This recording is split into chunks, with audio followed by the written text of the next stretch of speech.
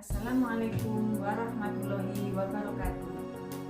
Pada kesempatan kali ini, saya Susana Eka Dewi akan menyampaikan isi bedah buku yang berjudul Inspired by Technology, Driven by Pedagogy, atau terinspirasi oleh teknologi, didorong oleh pedagogi. Buku ini diterbitkan oleh OECD Publishing. Terima kasih saya sampaikan kepada Bapak Henry Prahediono selaku dosen pembimbing atas bimbingan dan arahannya sehingga tugas bedah buku ini dapat terselesaikan.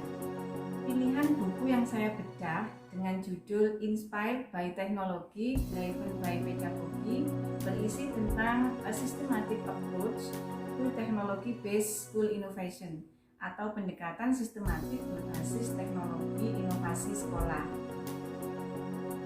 Introduction buku ini berisi tentang the need for a systematic approach to technology-based school innovation, yaitu perlunya pendekatan sistematik sekolah berbasis teknologi inovasi. Pada pengantar buku ini berisi tentang the growing relevance of technology-based school innovation, yaitu relevansi yang berkembang dari inovasi sekolah berbasis teknologi, our education systematic failing to scale up technology-based innovation, atau apakah sistem pendidikan gagal meningkatkan inovasi berbasis teknologi, why a systematic approach to technology-based school innovation can be useful, atau mengapa pendekatan sistematik untuk inovasi sekolah berbasis teknologi dapat berguna, dan yang terakhir tentang the agenda on systematic innovation and how this report contributes to it, yaitu agenda inovasi sistematik dan kontribusi laporan ini. Pada bab pengantar ini dapat saya rangkum. Yang pertama, meskipun akses ke teknologi digital baru di sekolah telah meningkat secara terukur dalam 10 tahun terakhir, hal ini belum diadopsi secepat dan seintensif yang diharapkan. Meskipun ada upaya kebijakan untuk mempromosikan dan mendukung inovasi sekolah berbasis teknologi. Bab ini membahas kemungkinan alasan untuk tanggapan ini di pihak sekolah dan guru dari perspektif inovasi sistematik. Secara khusus ini menjawab pertanyaan tentang bagaimana manajemen pengetahuan yang lebih efektif pada tingkat sistem dari inovasi sekolah berbasis teknologi dapat berkontribusi pada perubahan pendidikan. Kemudian yang kedua, berbagai negara telah mendukung inovasi berbasis teknologi dalam berbagai cara selama 3 dekade terakhir. Biasanya pada tingkat kebijakan, upaya penting dilakukan dalam 3 arah berbeda. Yang pertama, menentukan kondisi yang memungkinkan adopsi teknologi. Kondisi ini mencakup berbagai masalah, mulai dari ketersediaan peralatan dan konektivitas, hingga pelatihan guru, dukungan teknis dan pedagogis, serta produksi dan distribusi materi pembelajaran digital. Kemudian yang kedua, memberdayakan sekolah dan guru untuk menghasilkan inovasi di tingkat sekolah atau kelas dengan menyediakan berbagai bentuk insentif melalui seruan terbuka untuk inovasi. Yang ketiga, memberikan dukungan bagi komunitas riset yang tertarik untuk mendokumentasikan dan menganalisis inovasi pendidikan yang muncul. Pada bab 1 buku ini membahas tentang Web 2.0 and the School of the Future Today, yaitu Web 2.0, sekolah hari ini dan masa depan. Poin-poin pada bab 1 ini, yang pertama, apa itu Web 2.0 dan mengapa itu penting bagi pendidikan. Yang kedua, mengakui realitas penggunaan Web 2.0 di sekolah saat ini. Yang ketiga, solusi populer untuk mengatasi masalah sekolah di dunia Web 2.0. Kemudian yang keempat, menuju tanggapan yang lebih beralasan terhadap Web 2.0 dan sekolah masa depan. Yang terakhir, kesimpulan menuju pemahaman yang lebih kritis tentang Web 2.0, sekolah dan belajar di sekolah. Bab 1 ini menawarkan perspektif kritis tentang kemunculan aplikasi Web 2.0 dan penyerapan mereka dalam pendidikan. Bab ini membahas perubahan yang ditimbulkan oleh Web 2.0 di masyarakat, peluang yang mungkin didapat sekolah, dan sayangnya betapa sedikit penggunaan para guru memanfaatkan peluang ini. Ini diakhiri dengan memperdebatkan perlunya mempertahankan perspektif yang realistis jika tidak kritis tentang sekolah dan Web 2.0. Web 2.0 dapat dikatakan mengacu pada peningkatan sosialisasi alat, aplikasi, dan layanan internet. Aspek pembelajaran dan pedagogi terkait Web 2.0 yang telah mendorong antusiasme terbesar di akhir-akhir ini di antara para pendidik. Web 2.0 kini telah mewujudkan keyakinan yang telah lama dipegang di antara para ahli teknologi pendidikan bahwa pembelajaran terbaik terjadi dalam jaringan yang didukung teknologi dari peserta didik yang terlibat dalam pembuatan serta konsumsi konten. Kemudian, semua orang dapat berpartisipasi berkat jejaring sosial dan perangkat kolaboratif serta banyaknya situs Web 2.0. Web bukan lagi jalan satu arah, di mana seseorang mengontrol konten. Siapapun dapat mengontrol konten di dunia Web 2.0. Dalam bab 2 ini membahas tentang Can Digital Learning Resourceful Innovation atau bisakah sumber belajar digital memacu inovasi. Poin-poin yang dipaparkan pada bab 2 ini, yang pertama latar belakang, tujuan, dan pendekatan metodologis. Kemudian yang kedua temuan utama, yang ketiga inovasi yang diprakarsai pemerintah. Kemudian keempat inovasi yang diprakarsai oleh pelaku komersial. Yang kelima inovasi bottom up. Yang keenam melihat masa depan distance learning resource. Yang terakhir kesimpulan dan implikasi kebijakan.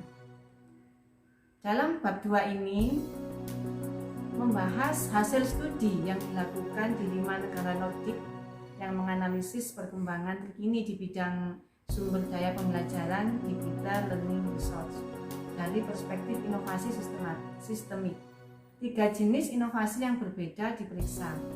Inovasi yang diprakarsai oleh pemerintah, inovasi yang diprakarsai oleh pelaku komersial, inovasi bottom up atau buatan pengguna. Kemudian para penulis menunjukkan bagaimana teknologi membuat kondisi untuk inovasi distance learning resource berbeda dari banyak bidang pendidikan lainnya dan menyajikan 5 skenario embryo yang menggambarkan cara distance learning resource dapat diperkuat, dipromosikan, dikembangkan, dan digabungkan, disajikan. Bab ini diakhiri dengan rekomendasi yang diarahkan pada produksi dan penggunaan distance learning resource dan isu yang lebih umum tentang inovasi sistemik dalam pendidikan. Kemudian berikutnya perkembangan teknologi menciptakan peluang baru untuk belajar, baik di dalam maupun di luar sekolah. Kaum muda harus memiliki kompetensi digital dan paling sering diharapkan bahwa sekolah akan membekali kaum muda dengan keterampilan yang dibutuhkan.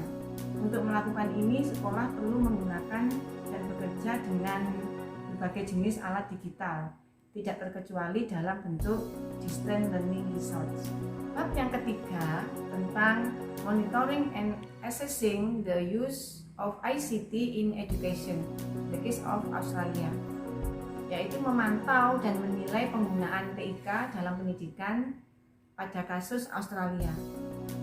Poin-poin pada bab ini, yang pertama tentang membangun minat dalam penggunaan pendidikan TIK tahun 1990 hingga 2000. Kemudian yang kedua tujuan pendidikan dan rencana TIK dalam pendidikan. Yang ketiga mendukung penggunaan TIK dalam pendidikan. Dan yang terakhir pemantauan dan evaluasi. Pada bab ini mendokumentasikan bagaimana Australia memiliki perspektif yang semakin kompleks tentang masalah luas dalam memantau dan menilai penggunaan teknologi dalam pendidikan. Secara khusus, pengalaman Australia mendokumentasikan bagaimana memantau penggunaan teknologi di sekolah dalam konteks sistem tata kelola yang kompleks, sebagai pengakuan sejati atau varian dalam lingkup dan kedalaman inovasi berbasis teknologi di seluruh sekolah dan wilayah. Selain itu, bab ini menguraikan bagaimana Australia menangani kebutuhan akan kemajuan substansial dalam pengumpulan bukti mengenai bagaimana kaum muda diperlengkapi dengan keterampilan literasi digital dan dalam arti yang lebih luas dengan keterampilan abad ke-21. Menurut data bahwa Australia adalah salah satu dari kelompok 7 negara OECD, yaitu Organization for Economic Cooperation and Development, dengan tingkat penggunaan komputer siswa yang sangat tinggi di sekolah, yaitu sekitar 16% atau lebih menggunakan komputer di sekolah setiap hari. Tujuan dan rencana pendidikan TIK dalam pendidikan Australia mengembangkan kompetensi guru dalam menggunakan teknologi pembelajaran secara efektif, menerapkan infrastruktur TIK lanjutan untuk pendidikan, mengembangkan sumber daya online untuk kurikulum, pengajaran dan administrasi, memfasilitasi penyerapan dan penggunaan TIK di sekolah, dan membangun kerangka kerja untuk mendukung penggunaan TIK untuk meningkatkan pembelajaran. Berikutnya pada bab 4 membahas tentang Expanding and Scaling Technology Based Innovation Through Research, the case of Singapura, yaitu memperluas dan menskalakan inovasi berbasis teknologi melalui penelitian dalam kasus Singapura. Pada bab 4 ini ada 3 poin. Yang pertama, sebuah jalan ke depan. Yang kedua, dari proyek penelitian hingga penyuluhan dan penskalaan. Yang terakhir, kesimpulan.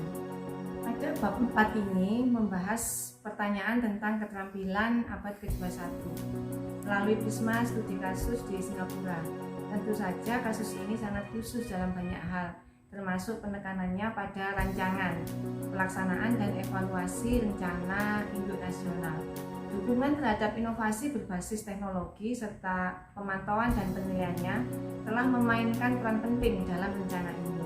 Kontribusi ini membahas berbagai cara di mana praktisi, peneliti, dan pembuat kebijakan telah terlibat dalam proses pendokumentasian inovasi yang berhasil dan perencanaan untuk peningkatan skala.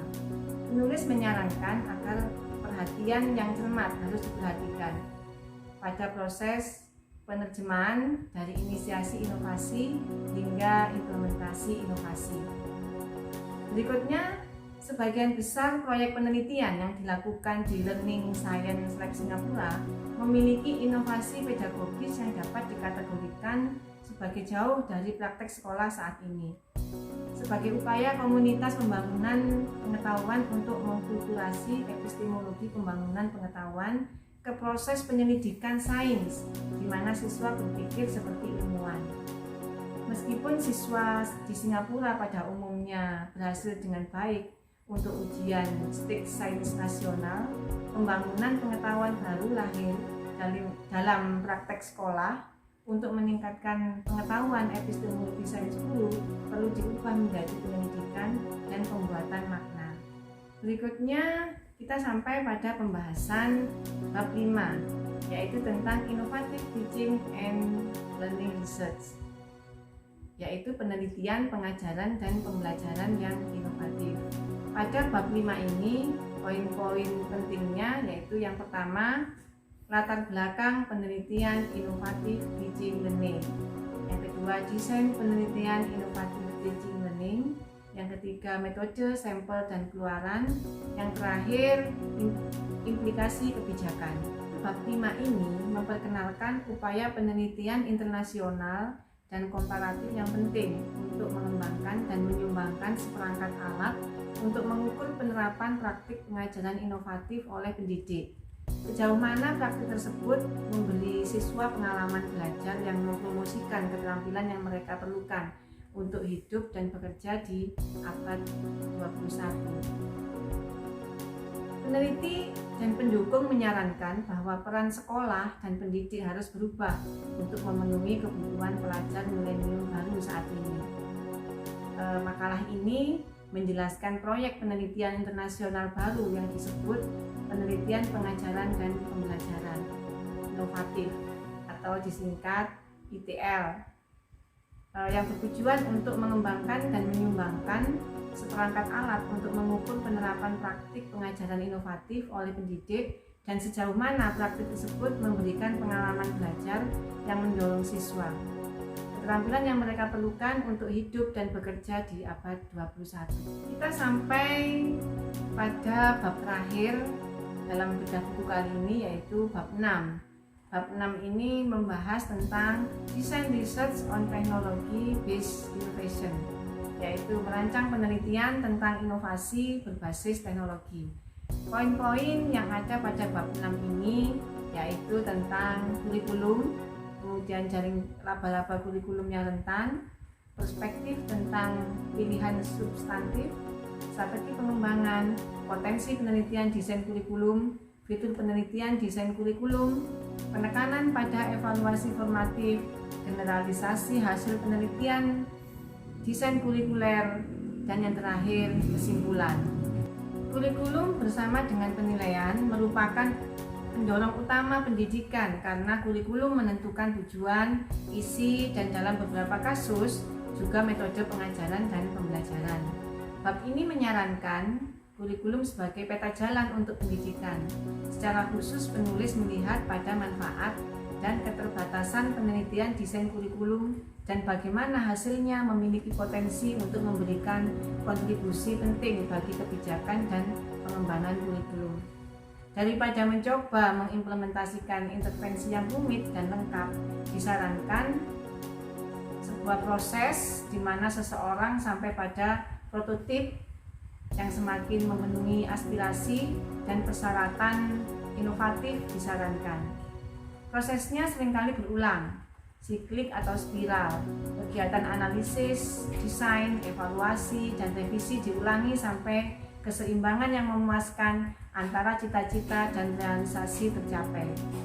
Banyak penelitian berorientasi kebijakan tentang TIK terjadi melalui survei, pemantauan, dan penilaian dengan fokus pada langkah-langkah deskriptif tentang praktik aktual dan hasil TIK. Namun, orientasi utama dalam makalah ini adalah pada penelitian yang bertujuan terkait TIK. Demikian seluruh pembahasan tentang bedah buku yang berjudul Inspired by Technology, Driven by Pedagogy, A Systematic Approach to Technology-Based School Innovation. Semoga bedah buku yang saya paparkan bermanfaat dan menarik rekan-rekan untuk membaca. Tidak lupa terima kasih saya sampaikan kepada Bapak Henry Tahiryono selaku dosen pembimbing dan rekan-rekan atas dukungan dan partisipasinya. Terima kasih. Wassalamualaikum warahmatullahi wabarakatuh.